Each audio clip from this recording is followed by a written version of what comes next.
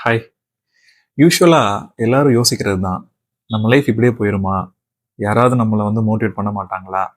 எல்லாரும் காசு பணம் ஃபாரின் லைஃபு அது இதுன்னு போகிறாங்களே, நம்ம இன்னும் இதே ஜாப் போகிறோம், இதே ஒர்க்கில் இருக்கோம், இதே ஊரில் இருக்கோம், இதை தாண்டி நம்ம வெளியே வரமாட்டேன்றமே, இத்தனைக்கும் நம்ம நல்லா தான் பண்ணுறோம் அப்படின்னு யாராவது யோசிச்சிருக்கீங்களா? நானும் யோசிச்சிருக்கேங்க. ஸோ என்ன சொல்ல வரேன் அப்படின்னா, லைஃப் சேஞ்ச் பிஃபோர் மோட்டிவேஷன் கம்ஸ்ன்னு சொல்லுவாங்க. ஸோ இன்னும் புரிகிற மாதிரி சொல்கிறேன். நான் எப்போவுமே வந்து சீக்கிரம் எந்திரிச்சு டாஸ்க்கை முடிச்சுட்டு ரொம்ப போர்ஷாக இருக்கிற ஆள்லாம் கிடையாதுங்க.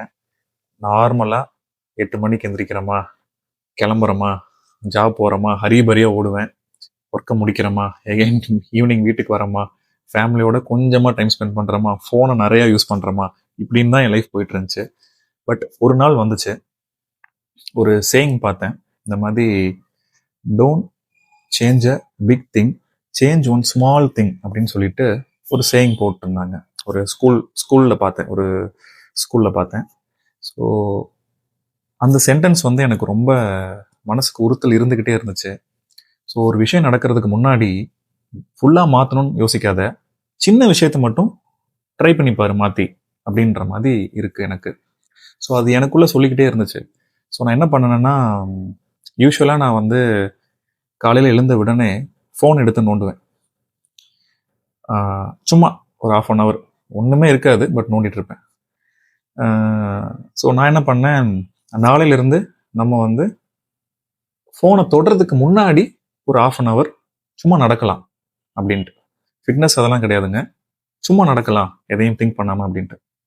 ஃபர்ஸ்ட் டே நார்மலாக போச்சு, செகண்ட் டே நார்மலாக போச்சு, தேர்ட் டே போர் அடிச்சது, ஃபோர்த் டே அதில் ஒரு சைலன்ஸ் கிடைச்சிது, ஃபிஃப்த் டே பார்த்தீங்கன்னா நான் கொஞ்சம் யோசிக்க ஆரம்பிச்சிட்டேன். என் டாஸ்க் எப்படி பண்ணலாம், என்னோட இன்னைக்கான கால்ஸை வந்து நான் எப்படி பிளான் பண்ணலாம், நான் இன்னைக்கு யாரெல்லாம் மீட் பண்ணலாம். ஸோ நான் பொதுவாக மார்க்கெட்டிங்கில் இருக்கேன். ஸோ அதுக்கேற்ற மாதிரி நான் ஒரு சின்ன பூஸ்ட் கொடுத்த மாதிரி எனக்கு இருந்துச்சு. ஸோ இந்த பூஸ்ட் என்ன பண்ணுச்சு அப்படின்னா, என்ன வேற விதமாக திங்க் பண்ண வச்சது. பிளான்ஸ் போடுறதா இருக்கட்டும், இல்லை கஸ்டமர்கிட்ட அப்பாயின்மெண்ட் வாங்குறதா இருக்கட்டும், இதெல்லாம் வந்து நான் கொஞ்சம் முன்னாடி பிளான் பண்ணிக்கிறதுனால எனக்கு அன்னைக்கான டே வந்து ஒரு ஃபுல்ஃபில்னஸ் கொடுத்துச்சு.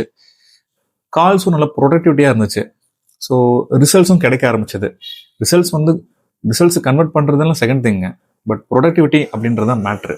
ஸோ இந்த ஸ்மால் சேஞ்ச்னால நான் இது ரொம்ப அனுபவித்தேன்.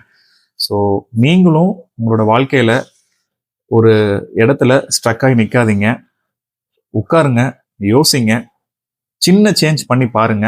ட்ரை பண்ணுறதுல தப்பு இல்லை, கண்டிப்பாக நல்ல ரிசல்ட் கிடைக்கும். கடவுளை வேண்டிக்கிறேன். பாய்.